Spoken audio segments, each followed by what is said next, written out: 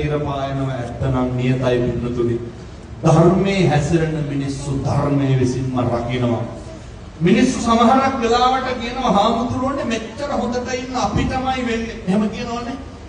මෙච්චර හොඳට ඉන්න අපි තමයි නැති වෙන්නේ.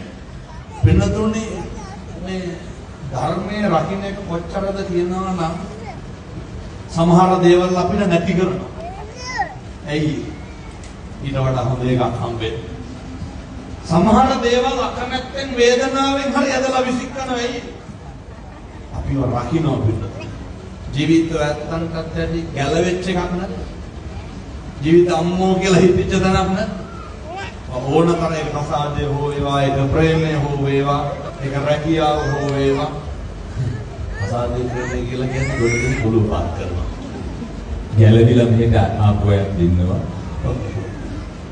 ගැලවෙන්න කියලා හිතාගෙන ආපු අයත් එසේ හෝ වේවා පින්නතුනි මොකක් හරි යමක් හැබැයි ධර්මානුකූලව ජීවත් වෙන පුද්ගලයන් විතරයි. අනිත් ඒවට අප වෙන්න බෑ.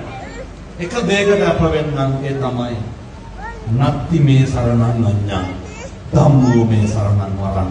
කෝටියක් නැති වුණොත් පින්නතුනි කෝටි 10ක් නැති වෙන්න. ධර්මයේ හැසිරෙන්න මේ ලෝක වශයෙන් පරලෝක වශයෙන් හොඳ විමුක්තියක් සුඛයක් සැපයක් ලබන්න පුළුවන්. දලදා හාමුදුරුවන්ගේ පිහිටෙන් සූවිසි අනන්ත බුදුගුණයේ බලයෙන් අපේ තරුණ මහතුරුන්ට කවදාවත් වරදින්න නම් එපා.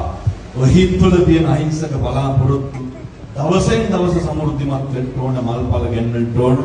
මම අයත් කියනවා ඔය නුගලපෙන සම්බන්ධ දේවල් ගලපන්න